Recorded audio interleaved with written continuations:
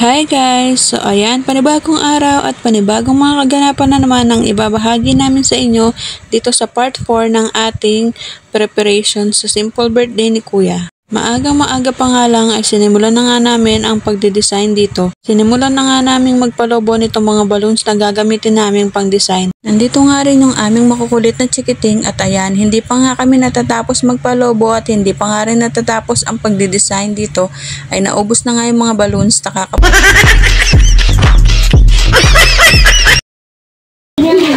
Ay, sorry.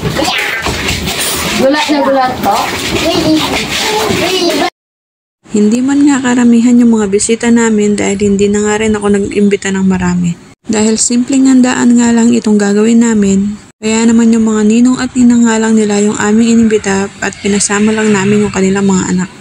Nandito nga rin yung aking mga kapatid at aking mga pamangkin para mairaos nga lang namin itong 7th birthday ni Kuya. Hindi man nga kalakihan yung aming budget kaya simpleng handaan nga lang yung nakaya namin ni Mister.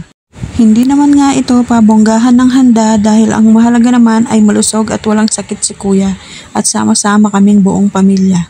Madalang nga lang kami magkita-kita at magkasama-sama ng aking mga kapatid dahil nga sa sobrang busy sa kanilang mga trabaho.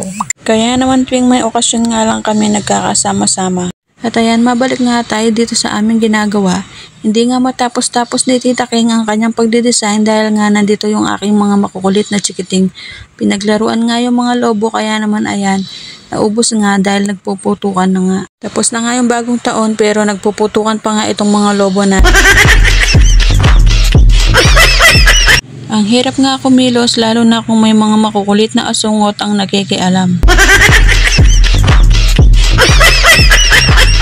Pagpasensyahan nyo na nga yung aking pagbo-voice over dahil medyo masakit na nga yung lalamunan ko sa kakaulit-ulit. Dahil sa tabi nga lang ng daan yung ating bahay kaya naman sobrang ingay at tuwing may nadaan nga na motor ay inuulit ko nga yung aking pagbo-voice over.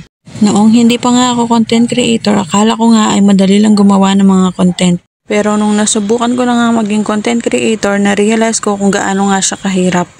Mahirap siya pero nakakalibang din. Mahirap siya dahil araw-araw iisipan mo kung anong content ang gagawin mo. At nakakalibang din naman dahil kung gusto mo yung ginagawa mo ay malilibang ka talaga. Isa sa natutunan ko bilang isang content creator ay maging matyaga at mapagpasensya. Sabi nga nila pag may pangarap ka kailangan mong magsikap at maging matyaga. Dahil lahat naman tayo ay nag-uumpisa sa wala. Pero kapag sinamahan mo ng sipag at tiyaga ay tiyak magtatagumpay ka. Kaya sa mga katulad kong content creator, laban lang at ipapanalo rin tayo ni Lord sa tamang panahon. At ayan, mabalik na nga tayo dito sa ating ganap. Naiayos na nga yung mga lamesa at nailagay na nga rin yung mga ibang pagkain. Nakakatawa nga yung nabili kong pangalan ni Kuya, imbis na Kurt ngayon ay naging Kat. Dahil sa sobrang pagod ko nga nung araw na yan, hindi ko na nga napansin na double T pala yung nakuha ko at wala nga yung letter. Sabi ko nga ay okay na nga yan dahil malayo nga yung bilihan ng mga party needs. Wala na naman nga ako ng mga oras na yan dahil pumunta nga kami ng palengke para bumili ng pansahog sa aming spaghetti. Kaya nakisuyo na nga muna rin ako kay ate na videohan nga itong ganap nila dito. Nakalimutan ko na nga rin bumili ng cake para kay Kuya. At ayan, fast forward na nga tayo, dumating na nga yung aming mga bisita at pinakain ko na sila. Hindi na nga ako nakapag-video ng mga oras na yan dahil nga inasikaso pa nga namin itong aming mga bisita. Kaya itong mga pictures na nga lang yung aking nilagay dito sa aking mini vlog. Maraming salamat po Lord at nairaos na nga po namin ang 7th birthday ni Kuya. At maraming salamat din sa mga bisita namin na naglaan ng oras. At yan na nga lang muna for today's video. Thank you for watching. Bye!